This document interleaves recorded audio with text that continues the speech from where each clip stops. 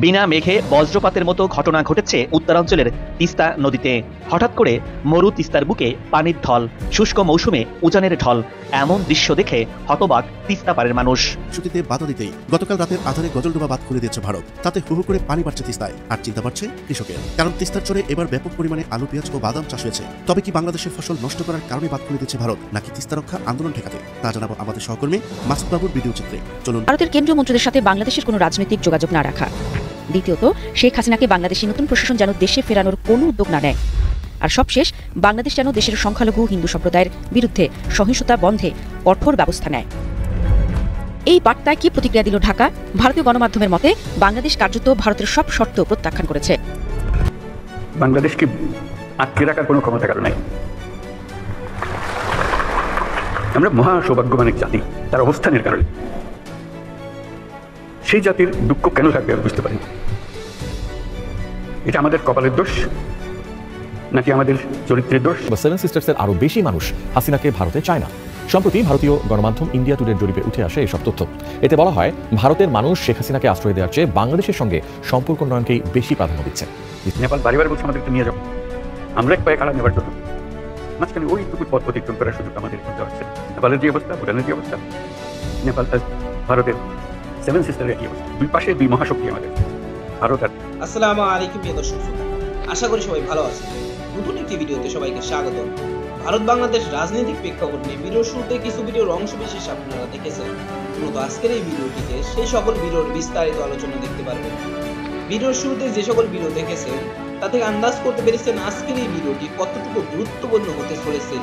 অতএব চলুন না টেনে একটি লাইক দিয়ে সম্পূর্ণ ভিডিওটি দেখে আসি।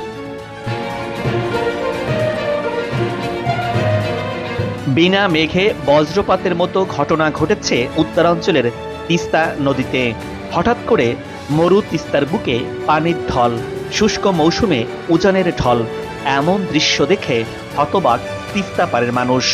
ভারতের পানি আগ্রাসনের বিরুদ্ধে উত্তরাঞ্চলের মরুকরণ ঠেকাতে চীন বন্ধুর মতো বাংলাদেশের পাশে দাঁড়িয়েছিল। তিস্তা প্রকল্পে বিনিয়োগে চীনের সাথে সমঝোতা স্বাক্ষর থাকলেও তা টপকে ভারতের সাথেই চুক্তি করে শেখ হাসিনা সরকার। অপরদিকে তিস্তা মহাপরিকল্পনা বাস্তবায়নে পানির ন্যায্য হিসাবের দাবিতে কোমর বেঁধে নেমেছে এবার উত্তরাঞ্চল সহ দেশের মানুষ। জাগো বাহে তিস্তা বাঁচাই, এই কর্মসূচি পণ্ড করতেই কি তিস্তায় পানি ছেড়ে দিয়েছে ভারত? মহাপরিকল্পনা বাস্তবায়নে কি আছে তিস্তার ভাগ্যে? কোন দিকে যাচ্ছে তিস্তা প্রকল্প? জানাবো বিস্তারিত। সিকিম ও পশ্চিমবঙ্গের ওপর দিয়ে প্রবাহিত হবার পর বাংলাদেশে প্রবেশ করে তিস্তা ব্রহ্মপুত্র নদের সঙ্গে মিলিত হয়েছে। 1787 সালের পর তিস্তা তার পুরানো গতি পথ পরিবর্তন করে লালমনিরহাট, রংপুর, কুড়িগ্রাম ও গাইবান্ধা জেলার ভেতর দিয়ে প্রবাহিত হয়ে ব্রহ্মপুত্র নদে মিলেছে। নদীটি নীলফামারীর কালীগঞ্জ সীমান্ত দিয়ে বাংলাদেশে প্রবেশ করেছে, যার দৈর্ঘ্য 315 কিলোমিটার, যার মধ্যে 200 কিলোমিটার ভারতে এবং 115 কিলোমিটার বাংলাদেশ অংশে পড়েছে। সিকিমের ভেতর দিয়ে প্রবাহিত হবার সময় তিস্তা অনেকগুলো গিরিখাত সৃষ্টি করেছে। তিস্তার উৎপত্তি স্থলের পর থেকে এই নদীর প্রবাহ বাধাগ্রস্ত করতে একের পর এক প্রকল্প নিয়েছে ভারত। বিশেষ করে পশ্চিমবঙ্গে এই নদীর পানি ধরে রাখতে গজলডোবা বাঁধ নির্মাণ করেছে দেশটি। 1998 সালে বাংলাদেশ সীমান্তের 60 কিলোমিটার উজানে ভারত সরকার এই বাঁধ নির্মাণ করে। মূলত এই গজলডোবা ব্যারেজের মাধ্যমে তিস্তা নদীর নিয়ন্ত্রণ ভারতের হাতে চলে যায়। এই বাঁধে 54টি ফটক রয়েছে, যা বন্ধ করে তিস্তা মূল প্রবাহ থেকে পানি ভারতের পশ্চিমবঙ্গের বিভিন্ন খাতে পুনর্বাহিত করা হয়। শুধু এটি নয়, তিস্তার উজানে আরও পরিকল্পিত 15টি প্রকল্প রয়েছে, যা পানি প্রবাহ বাধা দেয়। তিস্তা নদীর ভারতীয় অংশে গজলডোবায় স্থাপিত বাঁধের কারণে নদীটির বাংলাদেশ অংশে বর্ষা মৌসুমে যেমন নদীর জলে ভাসিয়ে দেয়, তেমনি শুষ্ক মৌসুমে খরায় ভোগায় এই অঞ্চলের জনপদকে।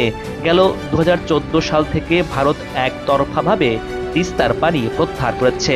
ফলে শুষ্ক মৌসুমে নদীটি একেবারেই শুকিয়ে যায়, রূপ নেয় বিরান চরাঞ্চলে। ধুধু বালুময় নদী যেমন খা খা করতে থাকে।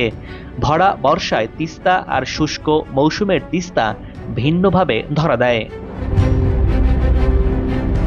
আর এতে করে তিস্তা নদীর ওপর বাংলাদেশ ন্যায্য অধিকার থেকে বঞ্চিত। বাংলাদেশের উজানে একের পর এক বাঁধ দিয়ে ভারত তিস্তার পানি সরিয়ে নেওয়া আর বর্ষা মৌসুমে বাঁধ খুলে দিয়ে বাংলাদেশকে অকাল বন্যায় ভাসানো যেন রীতি হয়ে গেছে। এতে হতভাগা তিস্তা পাড় তথা এদেশের মানুষ। পানি না থাকার কারণে কৃষিভিত্তিক উত্তরাঞ্চলের কৃষিকাজ ব্যাপকভাবে ব্যাহত হচ্ছে। পানি সংকটে শুষ্ক মৌসুমে কৃষি জমিতে সেচ দিতে বিপাকে পড়েন উত্তরাঞ্চলের 16 জেলার কৃষক। পানির অভাবে ফসলের ক্ষেত ফেটে চৌচির হয়ে যায়, আর যে অংশে একটু পানি থাকে সেখানটি খালের মতোই দেখায়। এই পানিতে মাঝে মধ্যে মৎস্যজীবীদেরকে জীবিকার সন্ধান করতে দেখা যায়, যদিও খুব একটা মাছের দেখা মেলে না এই সময়ে।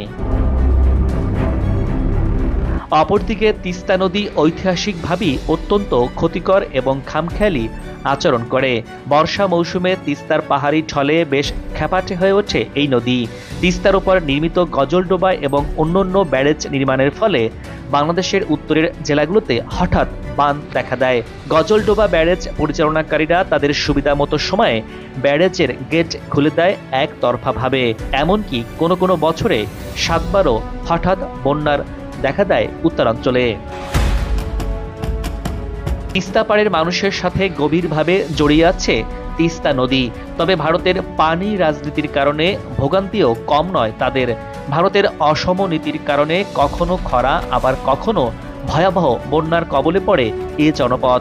1983 সালে দুই দেশের মধ্যে তিস্তা পানি বন্টন চুক্তি হয়, যেখানে 36% পাবে বাংলাদেশ এবং 39% পাবে ভারত। বাকি 25% পানি নদীতে সংরক্ষিত রাখা হবে। কিন্তু কিভাবে এই পানি ভাগাভাগি হবে সে বিষয়ে কোনো দিক নির্দেশনা ছিল না। এর বহুকাল পর 2007 সালের যৌথ বৈঠকে তিস্তার পানির 80% দুদেশের সমান ভাগে ভাগ করে অবশিষ্ট 20% পানির জন্য সংরক্ষিত রাখার বিষয়ে প্রস্তাব দেয় বাংলাদেশ। তবে ভারত এই প্রস্তাবে অসম্মতি জানায়। বিনা মেঘে বজ্রপাতের মতো ঘটনা ঘটেছে উত্তরাঞ্চলের তিস্তা নদীতে। শুষ্ক মৌসুমে হঠাৎ করে উজানের ঢল নেমে এসেছে। বৃষ্টি ছাড়াই এমন ঢলে তিস্তা চরের জমিতে মৌসুমের বিভিন্ন ফসল তলিয়ে যাওয়ার আশঙ্কা করছেন চরবাসী। খরা মৌসুমে হঠাৎ তিস্তার পানি বৃদ্ধি পাচ্ছে। এই মৌসুমে এভাবে হঠাৎ পানির বৃদ্ধি অস্বাভাবিক বলছে তিস্তা ব্যারেজ কর্তৃপক্ষ। সেচ কাজের জন্য নীলফামারীর ডালিয়াস্থ তিস্তা ব্যারেজের 44টি জলকপাট বন্ধ রাখা হলেও তা ডালিয়া পানি উন্নয়ন কর্তৃপক্ষ পানির চাপে প্রথমে 6টি এবং পরে আরও 10টি জলকপাট খুলে দেয়। অপরদিকে তিস্তার পানির ন্যায্য হিসাবের দাবিতে তিস্তা নদী রক্ষা আন্দোলন কমিটি তিস্তা পাড়ে 17 এবং 18 ফেব্রুয়ারি 48 ঘন্টার অবস্থান কর্মসূচি রেখেছে, যেখানে তিস্তা পাড়ের লাখ লাখ মানুষ অংশ নেওয়ার কথা রয়েছে। তিস্তা নদীবেষ্টিত নীলফামারী, লালমনিরহাট, রংপুর, কুড়িগ্রাম ও গাইবান্ধার 11টি পয়েন্টে 2 দিনব্যাপী লাগাতার বিএনপির এই কর্মসূচির মধ্যেই তিস্তায় পানি বাড়ল। ভারত আর চীন তারা দ্রুত গতিতে এগিয়ে যাবে। আমরা যেহেতু মাঝখানে আছি, আমাদেরকে ফেলে যেতে পারবে না। তাদের বাতাসে আমরা উঠতে থাকবো। সেই থেকেই আমার বদ্ধমূল ধারণা বাংলাদেশের ভবিষ্যৎ অতি চমৎকার তার অবস্থানের কারণে।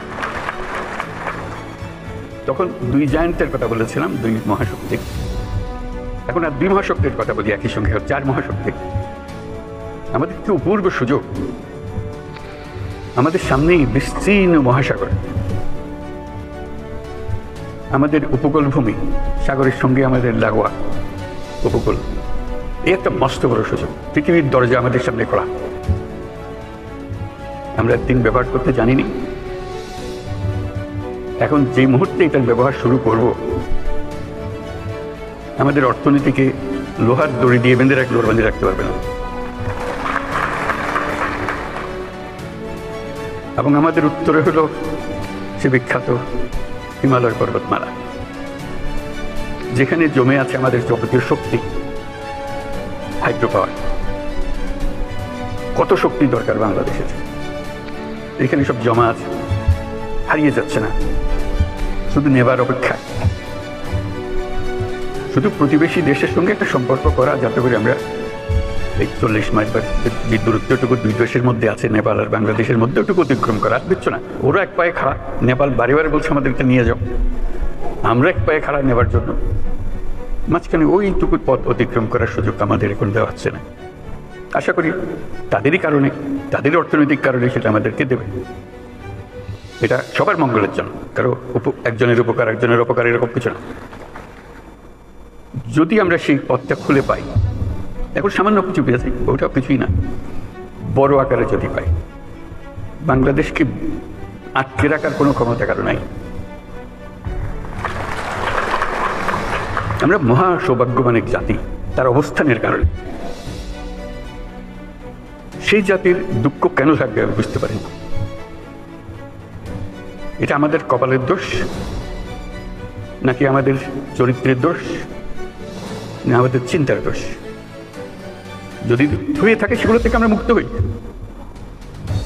আমরা তো তড়িৎ গতিতে এগিয়ে যেতে চাই। এটা একটা মহাশক্তিধর অর্থনীতি তৈরি হবে।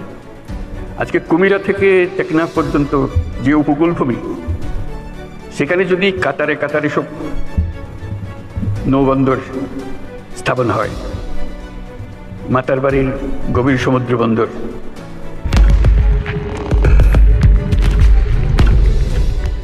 ফেব্রুয়ারির ঢাকা শহরের আকাশ যখন গোধূলি রঙে রাঙা, প্রেসিডেন্সি ভবনের আলো ছড়িয়ে পড়ছে চারপাশে, ঢাকার অভিজাত কূটনৈতিক এলাকায় তখন নিঃশব্দ উত্তেজনা।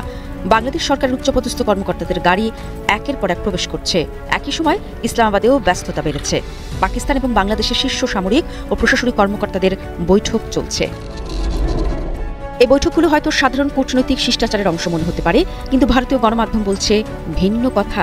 ভারতীয় মিডিয়া সরাসরি প্রশ্ন তুলেছে, কেন ঢাকার সঙ্গে পাকিস্তানের সম্পর্ক এত দ্রুত উষ্ণ হয়ে উঠছে? এই নতুন পরিস্থিতির পেছনে যে একটা ঘটনা আছে তা অস্বীকার করার উপায় নেই। ভারতের পররাষ্ট্র সচিব বিক্রম মিশ্র মাত্র 1 মাস আগে ঢাকায় গোপন এক বার্তা নিয়ে এসেছিলেন। ভারতীয় গণমাধ্যমের দাবি, তিনি বাংলাদেশ সরকারকে 3টি কঠিন শর্ত দিয়েছিলেন। প্রথম শর্ত, ভারতের কেন্দ্রীয় মন্ত্রীদের সাথে বাংলাদেশের কোনো রাজনৈতিক যোগাযোগ না রাখা। দ্বিতীয়ত, শেখ হাসিনাকে বাংলাদেশি নতুন প্রশাসন যেন দেশে ফেরানোর কোনো উদ্যোগ না নেয়। আর সবশেষ, বাংলাদেশ যেন দেশের সংখ্যালঘু হিন্দু সম্প্রদায়ের বিরুদ্ধে সহিংসতা বন্ধে কঠোর ব্যবস্থা নেয়। এই বার্তায় কি প্রতিক্রিয়া দিল ঢাকা? ভারতীয় গণমাধ্যমের মতে, বাংলাদেশ কার্যত ভারতের সব শর্ত প্রত্যাখ্যান করেছে। বিক্রম মিশ্রের সফরের মাত্র 1 মাসের মাথায় বাংলাদেশের সামরিক ও প্রশাসনিক কর্মকর্তারা পাকিস্তানে উচ্চ পর্যায়ের বৈঠক করেছেন। পাল্টা সফরে ইসলামাবাদের কর্মকর্তারাও এসেছেন ঢাকায়। ভারতের একাধিক সংবাদ মাধ্যম যেমন ইন্ডিয়া টুডে ও হিন্দুস্তান টাইমস বলছে, এটি বাংলাদেশের পক্ষ থেকে একটি কৌশলগত বার্তা। একজন বিশ্লেষকের ভাষায়, বাংলাদেশ বুঝিয়ে দিয়েছে যে তারা কেবল ভারতের শর্ত মেনে চলার জন্য বসে নেই, পাকিস্তানের সঙ্গে তাদের কৌশলগত বিকল্প খোলা রয়েছে। 15 বছর ধরে বাংলাদেশের সঙ্গে পাকিস্তানের সম্পর্ক ছিল শীতল। শেখ হাসিনা সরকার পাকিস্তানের বিরুদ্ধে একাধিকবার কঠোর অবস্থান নিয়েছে, বিশেষ করে 1971 সালের যুদ্ধাপরাধের বিচার নিয়ে। কিন্তু বর্তমান রাজনৈতিক বাস্তবতায় দৃশ্যপট বদলেছে। বাংলাদেশের অন্তর্বর্তীকালীন সরকার এখন অনেক বেশি স্বাধীনভাবে পররাষ্ট্রনীতি সাজাচ্ছে। তারা চীনের সাথে সম্পর্ক গভীর করেছে, পাকিস্তানের সাথে সম্পর্ক পুনরুদ্ধার করছে এবং ভারতের একতরফা শর্ত মানতে রাজি নয়। ভারতের জন্য এটি সহজ পরিস্থিতি নয়। ভারতীয় বিশ্লেষকরা বলছেন, বাংলাদেশের নতুন সরকার ভারতের চাপে নতি স্বীকার করেনি। পাকিস্তান এবং বাংলাদেশের মধ্যে সামরিক ও কূটনৈতিক সম্পর্ক পুনরায় উষ্ণ হচ্ছে, যা ভারতের জন্য অস্বস্তিকর। চীন এবং পাকিস্তান একসাথে বাংলাদেশকে প্রভাবিত করতে চাইছে, যা ভারতের আঞ্চলিক আধিপত্যের জন্য হুমকি। এক ভারতীয় কূটনীতিক বলেছেন, নয়াদিল্লি যদি বাংলাদেশের সঙ্গে সম্পর্ক বজায় রাখতে চায়, তবে তাদের পুরনো দাদাগিরি নীতি বদলাতে হবে। বাংলাদেশ কি পাকিস্তানের সাথে সম্পর্ক আরো গভীর করবে? ভারত কি কৌশল বদলাবে? এই প্রশ্নগুলোর উত্তর পাওয়া যাবে আগামী কয়েক মাসের কূটনৈতিক পদক্ষেপে। আপাতত একটা বিষয় নিশ্চিত, ঢাকা তার পররাষ্ট্রনীতিতে নতুন দিক নির্দেশনা নিচ্ছে। আমি আশা করি সম্পূর্ণ ভিডিওটি দেখেছেন এবং ভারত বাংলাদেশ এই রাজনৈতিক প্রেক্ষাপট নিয়ে আপনার কি মতামত অবশ্যই কমেন্ট বক্সে জানিয়ে যাবেন। ভিডিওটি ভালো লেগে থাকলে শেয়ার করতে ভুলবেন না। আমাদের এই চ্যানেলে নতুন হয়ে থাকলে চ্যানেলটি সাবস্ক্রাইব করে চ্যানেলের পাশে থাকবেন। আর যারা ইতিমধ্যে চ্যানেলটি সাবস্ক্রাইব করেছেন তাদেরকে অসংখ্য ধন্যবাদ। দেখা হবে নতুন কোনো ভিডিও নিয়ে। ততক্ষণ সবাই সুস্থ থাকবেন। আল্লাহ হাফেজ।